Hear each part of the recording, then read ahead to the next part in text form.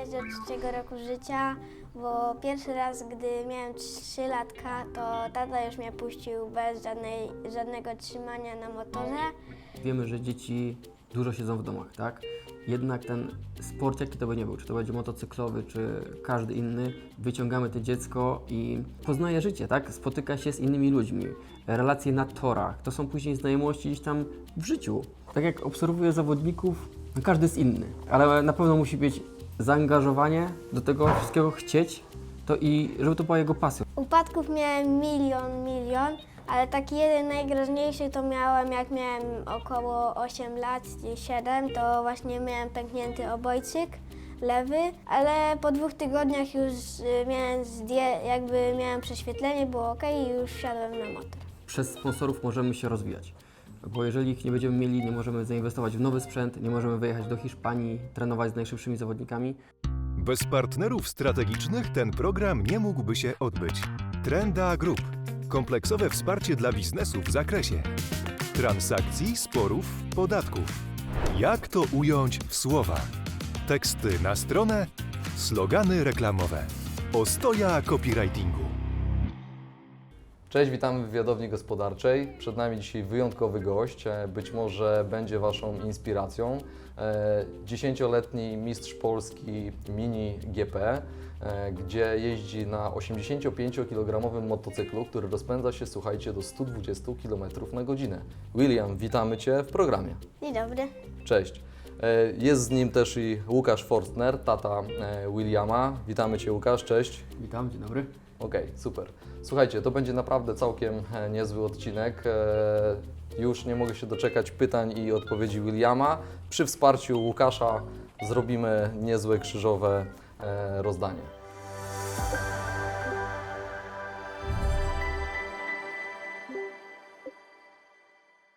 Chcieliśmy docenić Twoją pracę i mamy taki mały drobiazg dla Ciebie. Prosimy Więc o ten tutaj prezent. poprosimy. Myślę, że będzie się podobał trochę coś innego niż motocykl, bo to jest samochód Jamesa Bonda. Trochę wyglądasz jak James Bond. Myślę, że jesteś w stanie go prześcignąć, więc to prezent dla Ciebie. Dziękuję. Super, ale mamy też coś dla rodziców z kolei, a nie tylko dla taty. Mamy taki mały upominek, bo uważam, że gratulacje należą się też Wam, więc naprawdę gratulujemy. Dziękuję bardzo. Dzięki. Będzie przy czym świętować Na pewno. kolejne zwycięstwo. Super. I chciałbym zapytać, skąd William wziął się w ogóle pomysł, czy to za Twoje zainteresowanie jazdą na motocyklu? Zainteresowaniem jazdą na motocyklu się wzięło stąd, że tata mi pokazywał dużo filmików, jak jeździł na różnych motorach. No i mi się spodobało, jeździłem na motorze po polu. A czy to prawda, że jeździsz od 3 roku życia? Tak jest, to prawda, jeżdżę od 3 roku życia, bo pierwszy raz, gdy miałem 3 latka, to tata już mnie puścił bez żadnego trzymania na motorze. No i tak sobie prawie codziennie jeździłem po łące i ganiałem. Super. Mama oglądała to i nie miała z tym problemu? No, nie wiem. Nie wiesz, okej. Czyli tata sprytnie to przemycił. Świetnie w patencie. takim razie. Okej, a od jakiego motocykla zaczynałeś w takim razie? Zaczynałem od motocykla takiego małego Pocketa, koloru żółtego i tata mnie trzymał, ja jeździłem. I potem już jeździłem na Yamaha PW50, to właśnie od 3 lat zaczynałem. No i właśnie jak miałem 3 latka, to już pojechałem na tej PW50 sam. Okej. Nie bałeś się tego motocykla? Od razu chciałeś jeździć tak jak tatę oglądałeś na filmach?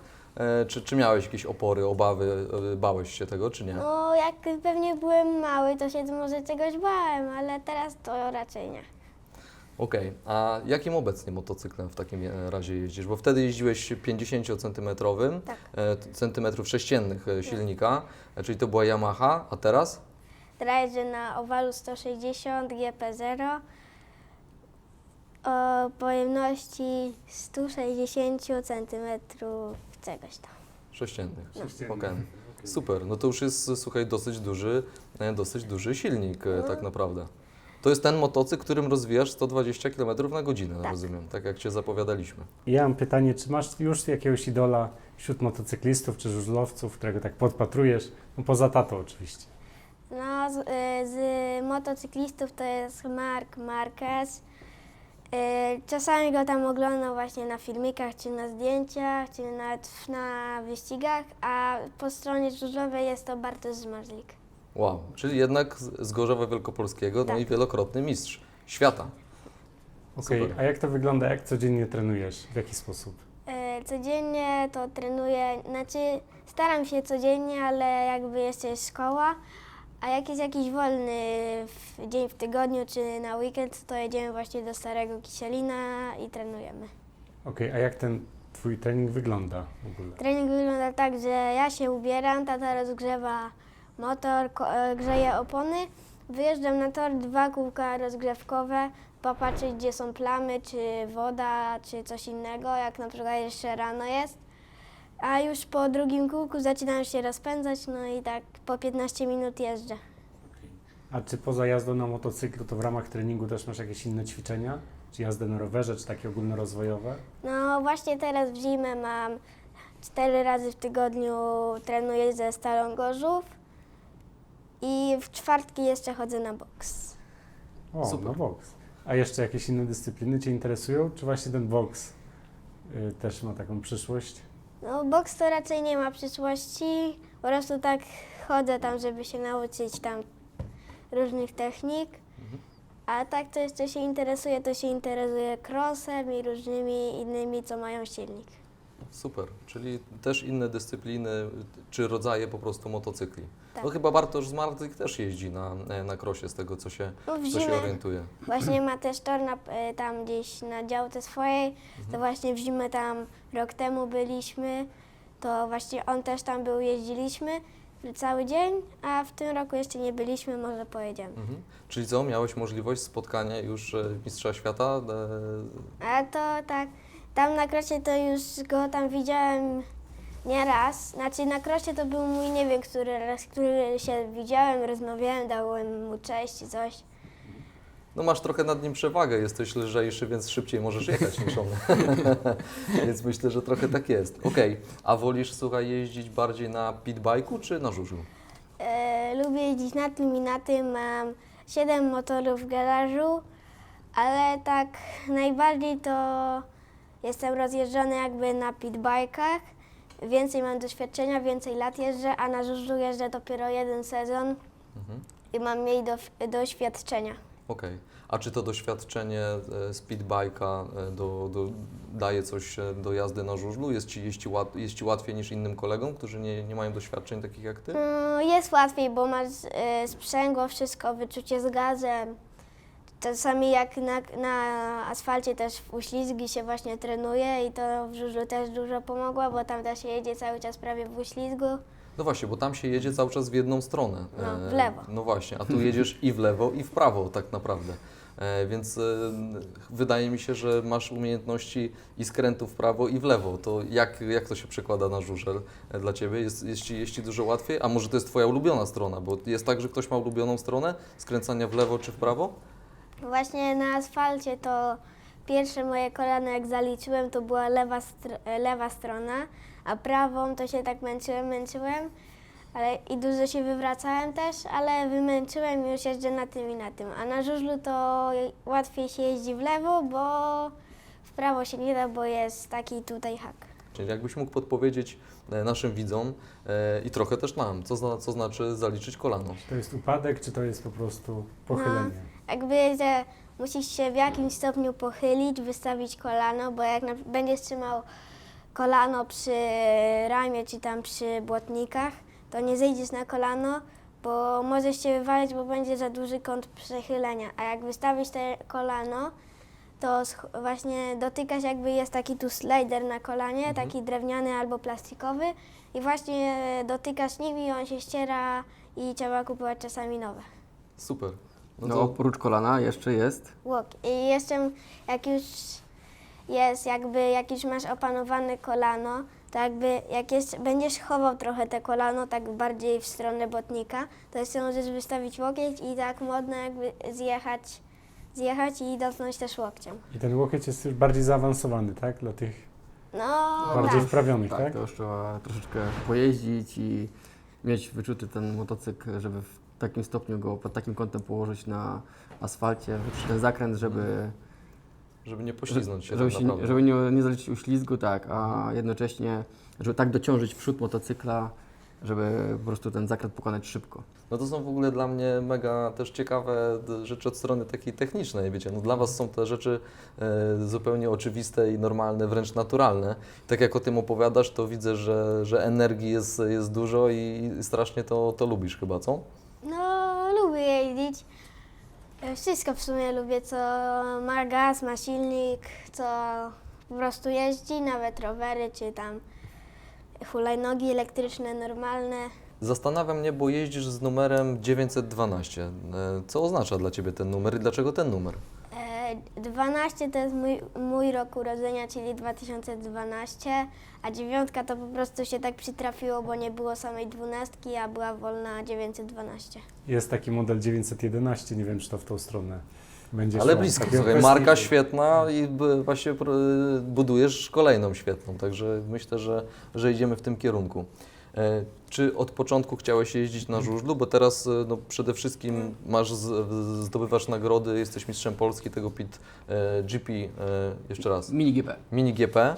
No teraz zacząłeś pierwszy sezon jeździć na żużlu. Czy te wcześniejsze zawody, treningi, które masz za sobą, one były robione po to, żebyś właśnie jeździł na żużlu i przygotowywał się na żużel, czy to jest przypadek? Kiedyś chodziliśmy dużo na żużel, czy to na duży, czy na mały. Oglądaliśmy dużo, ale tak jak byłem jeszcze trochę mały, to bałem się tego sportu, kontuzji, co tam są. Ale jak już byłem starszy, miałem 9 lat, to tata mnie zapisał, chciał, żebym spróbował, no i spróbowałem, mi się spodobało i do teraz jeżdżę. Czy udaje Ci się pogodzić szkołę z taką ilością treningów i zawodów? Dzisiaj też jesteś w Warszawie, dużo jeździsz, dużo podróżujesz. Jak sobie radzisz z pogodzeniem tych obowiązków? No ze szkołą to się nie da pogodzić, bo jak na przykład wyjeżdżamy gdzieś we wtorek czy we czwartek, jak na przykład dzisiaj wyjechaliśmy w piątek, to nie będzie mnie na lekcjach, to jak już przyjedzie się z tych wakacji, czy zawodów, czy treningu, to trzeba zadzwonić do kolegów, poodrabiać wszystko, a jak się nie odrobi, to się nie idzie na trening. No to też jest ciekawe, no ale fajnie, że nadrabiasz, słuchaj, my trzymamy za Ciebie kciuki i na pewno ze wszystkim sobie poradzisz. A czy miałeś dużo upadków? Upadków miałem milion, ale taki jeden najgroźniejszy to miałem, jak miałem około 8 lat, 7, to właśnie miałem pęknięty obojczyk lewy, ale po 2 tygodniach już miałem prześwietlenie, było ok i już wsiadłem na motor. Czyli przełamałeś ten strach i tak naprawdę szedłeś dalej. A gdyby, słuchaj, przydarzyła się taka okazja albo propozycja, bo to może paść na pewno z Twoimi osiągnięciami, gdybyś miał wyjechać do Hiszpanii, tam zamieszkać, tam mieć nowych kolegów, tam zacząć szkołę, to czy skorzystałbyś z takiej okazji? Bardzo bym chciał tam pojechać i się ścigać z najlepszymi. Jakby pojawił się jakiś sponsor, to bym na pewno tam pojechał i się ścigał z najlepszymi, bo bym miał jakieś tam szanse nawet o pierwsze miejsce w Mistrzostwach Świata czy Europy, ale nie ma takiego sponsora i skupiamy się na ściganiu w kraju. Wiesz co, myślę, że sponsorzy na pewno też zobaczą ten program, więc być może patrząc na Twoje umiejętności, na to, co osiągasz, myślę, że nie jeden będzie chciał się skupić na tym, żeby jednak wspierać takiego Więc zawodnika. tą furtkę zostawiamy otwartą, Tak. to się różnie może jeszcze wydarzyć. Jak najbardziej. Może trzeba będzie w lutym jechać do Hiszpanii.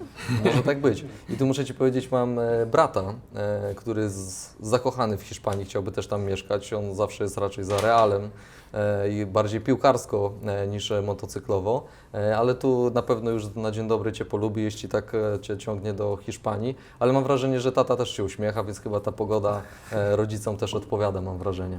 Słuchaj, chciałbym zapytać i zadać Ci jeszcze jedno pytanie. Czy poza tym, co osiągasz, co robisz, bo wydaje mi się, że ta jazda na motocyklu jest trochę Twoim hobby i pasją i pewnie zabawą, ale też i ciężkimi treningami. Czy poza tym masz jakieś marzenia niespełnione? No, dużo mam marzeń, a takie niespełnione to bym chciał jeździć wystartować w PG Ekstralidze i walczyć o Mistrzostwo Świata na żużlu. Słuchaj, my za Ciebie trzymamy kciuki i ja jestem pewny, że pójdziemy w tym kierunku, ale chcielibyśmy też trochę popytać i wypytać Twojego tatę, bo wydaje mi się, że też odgrywa tutaj z Twoją mamą razem i z młodszym chyba bratem, z tego co wiem, bardzo dużą rolę i wydaje mi się, że bardzo Cię wspierają w tym, co robisz. No. Super, to bardzo się cieszę. To idźmy do taty. Łukasz, przyznaj się, jak zaraziłeś syna no, tą pasją tak naprawdę i tym, co robi. Znaczy, motocykle zawsze były mi bardzo bliskie. No jak zaczął już jeździć na tym małym rowerku, kupiłem, tak jak on już wcześniej wspomniał, tego Pocketa. No i spodobało mu się to, no i jakby ciągnęliśmy to cały czas do przodu. Czyli złapał bakcyla. Złapał bakcyla, tak, chciał i jakby nie było, trzeba go do tego namawiać. A właśnie próbowałeś go w jakiś sposób zainteresować tą pasją, żeby Cię po prostu naśladował, czy to wyszło w sposób taki zupełnie naturalny? Znaczy chciałem, żeby po prostu się nauczył jazdy na motocyklu, tak? Okej. Żeby po prostu jak będzie miał kiedyś ochotę jeździć na tym motocyklu, to żeby mógł sobie po prostu wsiąść i pojechać. No ale tutaj sprawy troszeczkę przyspieszyły. No super, no przyspieszy. Przyspieszają w dalszym I ciągu. oby cały czas był najwyższy wynik, jeśli chodzi o prędkość, szczególnie na zakrętach, bo tak jak rozmawialiśmy wcześniej, okazuje się, że ta średnia cały czas gdzieś tam jest wyliczana, Tak jest. więc no, wynik super i naprawdę gratulacje. Ale zapytam, bo dużą rolę odgrywa też mama i brat, ale przede wszystkim mama, czy nie martwiła się i nie obawiała się o Twoje zdrowie, życie, no bo mamy jednak bardziej, wydaje mi się, tak oporniej podchodzą. Mogą być asekuracyjne, Ale czy może nie miała tak nie nic jest. przeciwko. Może tak nie jest. Znaczy chyba na tym właśnie pierwszych etapach to było tak dawkowane, że żeśmy się wszyscy do tego przyzwyczaili, tak? To nie było takie od razu ciach, kupują motor, jedziemy na wyścig, tylko to była pierw forma zabawy, nauki. Szło to po prostu tak naturalnie. A kiedy to już wyszło z formy właśnie takiej zabawy i przyszło do treningów i zawodów, no to jak to dla Was jako rodziców? Czy i treningi i zawody są stresujące, czy śpicie też normalnie przed Znaczy, samymi zawodami? Przed zawodami jakby jest wszystko takie naturalne, ale już jeżeli te czerwone światło zgaśnie, to adrenalinka jednak jest. Jest adrenalinka, tym bardziej, że no William w tym roku ściga się też ze starszymi. No i te grupy po prostu tak wyglądają, że po prostu musi rywalizować z dorosłymi, tak? A nikt nie chce odpuścić, każdy chce wygrać. No właśnie. I gdzieś tutaj, no jak widzimy te ataki na niego, gdzie on jedzie w tej czołówce, podjazdy, no gdzieś stresik jest przez te 18 minut, bo gdzieś mniej więcej tyle trwa wyścig. Bo To jest 18 kółek, tak? 18 kółek, tak. I 18 kilometrów. No kółko ma przeważnie około kilometra na torach tutaj w Polsce, także to jest 18 kilometrów. Okej, Łukasz, jesteś takim trenerem dla swojego syna, tak? Też oficjalnym? Tak, no na tym etapie tak, no dziś jeździmy też, trenujemy i do Włoch, do Hiszpanii, staramy się dziś podpatrywać te ich techniki, tych najlepszych, najszybszych. Jeździmy jak do Hiszpanii, też trafiamy na bardzo szybkich zawodników, którzy ścigają się w mistrzostwach już świata, także no mamy do czynienia bezpośrednio z nimi też na torze, jak tam uda się ich Bezpośrednio z trafić. takimi mistrzami Tak jest. na tym poziomie, okej. A jak godzisz w ogóle swoją pracę i życie codzienne z treningami syna, czy życie rodzinne właśnie jest? No wszystko Jest układamy skupione jakby już pod tą dyscyplinę, no. Gdzieś tam jak są nieraz jakieś imprezy, że tak powiem, czy rodzinne, czy znajomi nas zapraszają, a wypada trening czy zawody, no to To jednak, wybieracie ten trening. jednak trening i zawody są dla nas już teraz na tym etapie ważniejsze. To wszystko pięknie brzmi. Macie super marki za sobą i już pewien zasób sponsorów, ale zawsze mnie zastanawia, ile taka pasja, ile takie treningi kosztują Was miesięcznie, no bo mówimy o wyjazdach za granicę, które wiążą się albo z przelotem, albo z przejazdem. W Waszym wypadku pewnie z przejazdem, no bo trzeba zabrać ze sobą cały sprzęt. Więc jeśli jedziecie całą rodziną, to wszystko jest to kosztowne. Czy możecie zdradzić takie kulisy, gdybyśmy mieli kogoś kto jest w Twoim wieku, a może młodszym i rodziców, którzy widzą jakąś pasję swoich dzieci i chcieliby, żeby syn na przykład też wystartował czy spróbował. To z czym się muszą Z liczyć? czym się muszą mierzyć w ogóle? No wiadomo, zespół trzeba budować jakby od początku, no i się gromadzi pierw jeden motocykl, jakieś narzędzia. No my już doszliśmy do takiej pewnej już bazy i mamy samochód, do którego ładujemy motocykle, kilka motocykli już, także to pracowaliśmy kilka lat, żeby to zbudować, bo żeby to zrobić w jeden sezon, no to jest bardzo duży koszt tego wszystkiego. Jak już mamy to zbudowane, no to tak naprawdę w motorsporcie chyba nie ma tego punktu, gdzie można się zatrzymać finansowego, ale takie minimum, no to mi się wydaje, że to na tym etapie już, gdzie chcemy się ścigać i trenować w Hiszpanii, we Włoszech z najlepszymi zawodnikami, to takie 100 000 to jest minimum, które po prostu trzeba mieć Taki na próg start. po prostu. Taki próg. Jeżeli po prostu nie ma się takiego budżetu na to, no nie jest się w stanie po prostu tego wykonać. Jest tak? to kosztowny sport po prostu. No każdy motorsport jest kosztowny, sam zakup motocykla, No właśnie, silników. a motocykl ile kosztuje? No bo silników też musicie mieć kilka, prawda? Tak, no jest tak, że nowe silniki potrafią przejechać jedno albo dwa zawody po prostu i trzeba kupić nowe, bo coś się stanie, czy w skrzyni, czy podczas upadku się uszkadza skrzynia, albo po prostu wybuchnie, tak, i trzeba nowy zamówić. I dlatego to wszystko generuje koszty. Na każdy wyścig nowe opony. To też jest, trzeba też tego jest- pilnować. To się zużywa po prostu z każdymi zawodami. No i na tym etapie nie możemy sobie pozwolić, żeby pojechać na oponach używanych, no bo to są ułamki sekund, o które walczymy z innymi zawodnikami. I to No i byłaby też strata po bezpieczeństwo, prostu nie? czasowa. Strata albo uścisk koła może się trafić, bo już ta opona nie ma tej przyczepności co nowa, także no, na każdy wyścig zakładamy nowy komplet opon. No, macie już jakichś sponsorów, no ale na pewno jesteście otwarci na to, żeby byli następni, żeby móc się rozwijać i kontynuować to, co robicie, no i osiągać wyniki, umówmy się. Słuchajcie, jak radzicie sobie z tym? No bo myślę, że to też nie jest takie proste. Chociaż jak widzę, że są już osiągnięcia, to myślę, że pewnie jest trochę łatwiej. W jaki sposób Wy pozyskiwaliście tych sponsorów i rozumiem, że dalej jesteście otwarci? No jak najbardziej jesteśmy otwarci, bo tylko właśnie przez sponsorów możemy się rozwijać. Bo jeżeli ich nie będziemy mieli, nie możemy zainwestować w nowy sprzęt, nie możemy wyjechać do Hiszpanii, trenować z najszybszymi zawodnikami, a jeżeli chcemy, żeby ten pierwszy Polak wystartował w tym MotoGP, czyli najwyższej klasy w wyścigach motocyklowych, no to sponsorzy są tutaj potrzebni. I żaden Polak jeszcze nie wystartował w tej klasie, tak? Tak, żaden Polak Że jeszcze... dopiero pierwszy przed nami jest. Tak, i wydaje mi się, że właśnie w tym momencie jest rozwinięta ta klasa tego sportu w Polsce, no, że któryś z tych po prostu młodych zawodników się pojawi. No tylko dalej jest problem właśnie finansowy, bo jednak logistycznie do tej Hiszpanii mamy troszeczkę daleko i to też generuje duże koszty. A co poza sponsorami jest potrzebne, żeby William osiągał właśnie jak najlepsze wyniki i jeszcze ten progres był większy? No nasze zaangażowanie, tak? Bez naszego zaangażowania by nie mógł się rozwijać. Musimy dużo czasu poświęcać właśnie na treningi i przede wszystkim ściganie się z dużo zawsze szybszymi zawodnikami, żeby mógł gonić, tak? Jeżeli będzie gonił, dogania, szukamy następnych szybkich i dalej gonimy A jak się i przegoni gonimy. wszystkich? No to jesteśmy No to jest ciekawe, Jesteśmy w słuchajcie. MotoGP. No właśnie. A czy to jest w ogóle frustrujące, jak się no, człowiek ściga właśnie z najlepszymi i przegrywa w tych pierwszych etapach?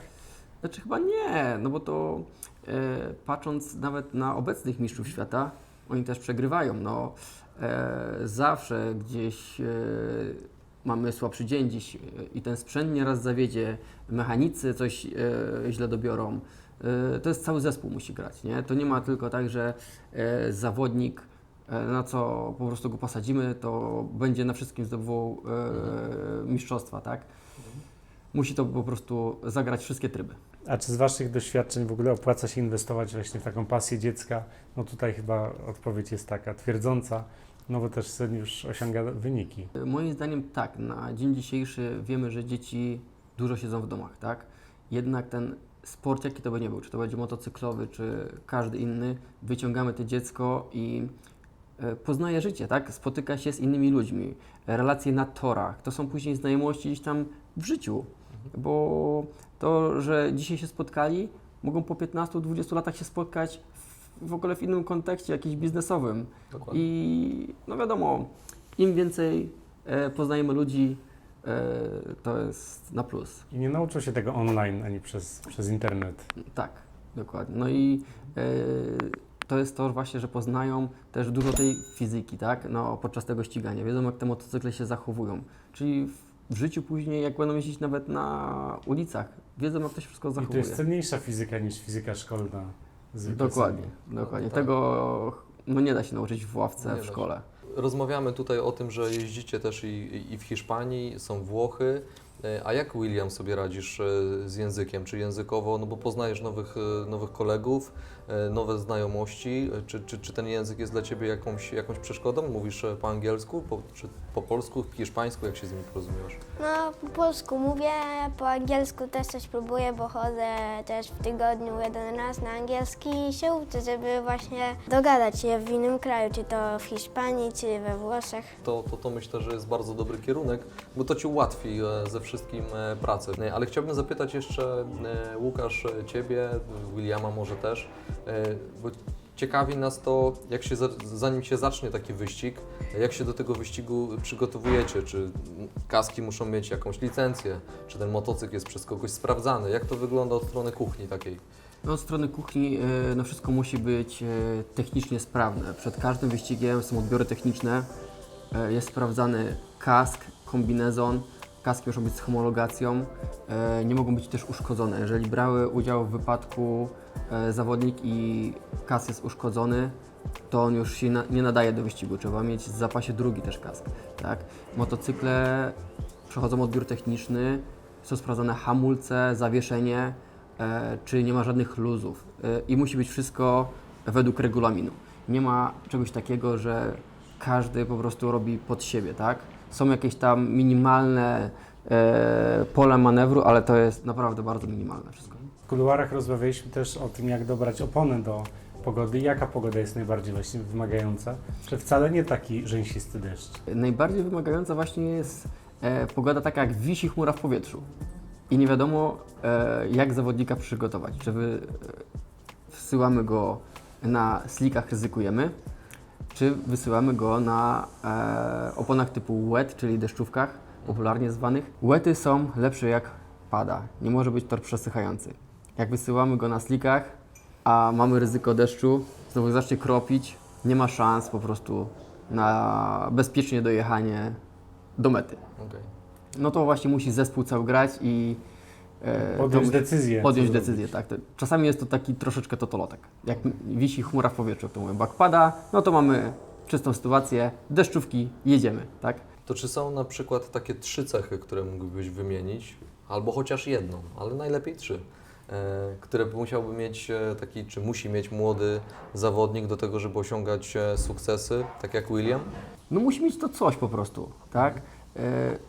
Tak jak obserwuję zawodników, no każdy jest inny, tak? Ale na pewno musi być zaangażowanie do tego wszystkiego chcieć, to i żeby to była jego pasją, żeby nie robił tego po prostu, bo ktoś chce, to on musi chcieć i jak będzie chciał, to chyba mi się wydaje, to reszta wszystko przychodzi naturalnie i wtedy się wynik pojawi. I jak ktoś jest zaangażowany zawodnik, to też się nie zniechęca. William mówił, że miał 1 milion w ogóle wywrotek i się wstał i milion jeden raz się podniósł, otrzepał i jedzie dalej. Tak, to właśnie jest to, że no nie może się też bać i zrażać, tak? No gdzieś tam każdy upadek to jest nauka dla niego, tak? Dlaczego po prostu się wywrócił? No bo też trzeba się zastanowić, gdzie popełnił błąd, żeby tego błędu kolejny raz nie popełnił. To jest nauka na błędach. Tak. Okej. No i wiesz, teraz jak rozmawiamy cały czas i z Williamem, i z Tobą, to ja czuję od Williama, że absolutnie jest to jego pasja, więc nie będę pytał, czy ona jest pasją, czy nie, bo ewidentnie to czuć. Poza tym, jak mówi się o motocyklach, to świecą mu się bardziej oczy, więc coś w tym chyba jest. Ale czy to pozostanie tylko pasją i no, ja bym dzisiaj nawet nie odważył się chyba powiedzieć, że jest to zabawa, bo to już jest poważna sprawa, wydaje mi się. Tylko pytanie, czy to idzie w kierunku zarabiania pieniędzy, jakiejś przyszłości zawodu takiego? Na tym etapie to już chyba się skończyła troszeczkę zabawa. No oczywiście to, że się bawimy tym, tak, ale no, staramy się dojść po prostu do pełnej perfekcji.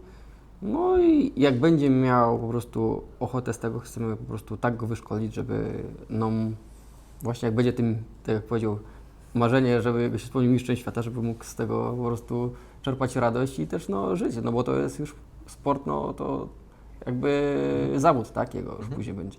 Macie wiele lat już doświadczeń w tym sporcie, który uprawiacie wspólnie i zastanawiam się, czy macie jakieś rady dla rodziców, bo wydaje mi się, że to też jest wyzwanie dla Ciebie i Twojej żony Justyny, więc powiedz coś tak od strony kuchni właśnie, jak to jest dla Was.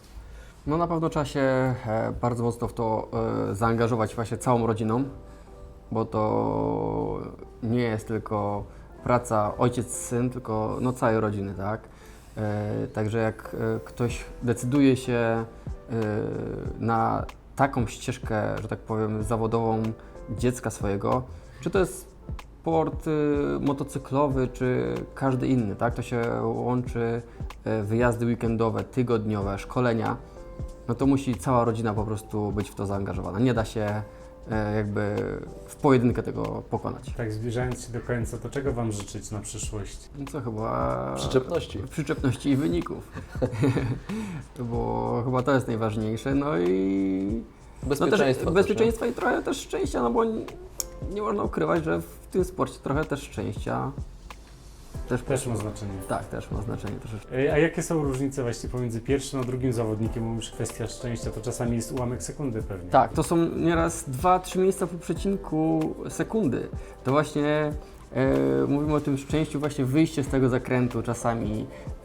Tak, na ostatnim zakręcie no jadą koło w koło i tak naprawdę centymetry decydują o tym. Kto tak naprawdę jest nieraz mistrzem świata, to też pokazuje właśnie żużel często, jak do końca nie wiemy, kto pierwszy wjechał na metę, tak? I są po prostu klatka po klatce z kamery cięcia dla sędziego, żeby... I z perspektywy stadionu tego nie widać. Z perspektywy No nieraz jest tak po prostu to minimalnie, że nie da się to po prostu okiem tego zauważyć. Ale chyba też ten sprzęt, który weryfikuje to, jest dzisiaj na zupełnie innym poziomie niż był kiedyś i wydaje mi się, że dzisiaj łatwiej chyba to ocenić, kto był pierwszy czy nie. No tak, no dzisiaj wszystko jadą z kostkami, które mierzą im czas, mówię, do 3 miejsc po przecinku do sekundy, także to jest... Super. Super, to przynajmniej Bardzo jest dokładnie. sprawiedliwiej, tak? Jest jest. sprawiedliwiej Tak. pod tym kątem.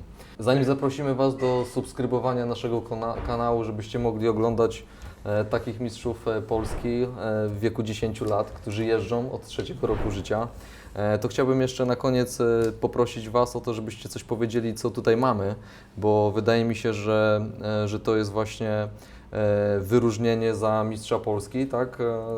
Tak, Powiedzcie coś więcej. To jest wyróżnienie za zdobycie mistrza Polski w klasie mini GP w sezonie 2022.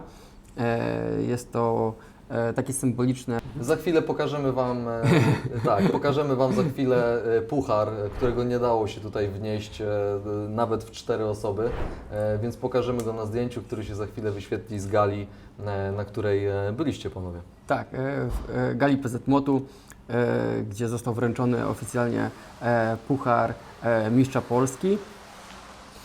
Tutaj następny mamy puchar za zdobycie też pierwszego miejsca w wyścigach. To był cykl wyścigów Pucharu Polski. To było kilka rund, na których się zbierało punkty. No i William też tutaj był, że tak powiem, bezkonkurencyjny z punktów. Po prostu zdobył pierwsze miejsce w Pucharze Polski. A czy kask, akurat marka mi bardzo dobrze znana, też jeżdżę, może nie na tak zaawansowanym poziomie jak Ty i ciężko Cię pewnie dogonić, ale Shoei dobrze się kojarzy, jeśli chodzi przede wszystkim chyba o bezpieczeństwo, ale i komfort. Tak, to są najwyższej klasy kaski. Czołówka światowa właśnie w MotoGP też się ściga w tych kaskach. Bezpieczeństwo jest przede wszystkim, także tutaj nie oszczędzamy na tym i naprawdę No jeżeli ktoś się decyduje, no to wydaje mi się, że to jest najbardziej rozsądny wybór, no podglądać właśnie zawodnika, w czym zawodnik się ściga, bo wiadomo, no w warunkach drogowych też to bezpieczeństwo jest ważne. Drodzy widzowie, zbliżamy się do mety, do końca naszego wyścigu. Dotarliśmy na Dotarliśmy. pierwszym miejscu oczywiście, także to jest najważniejsze. W chwili, kiedy nagrywamy ten wywiad, jest przełom roku 2022 i 2023, więc myślę, że zobaczymy za kilka lat. Będziemy sobie mogli obejrzeć ten odcinek i zobaczyć, co się wydarzyło potem. Dziękujemy naszym gościom, William Forstner. I Łukasz Forstner, dziękujemy kochani, super, że do Dziękujemy. nas dotarliście. Dzięki, do zobaczenia. Cześć. Do zobaczenia.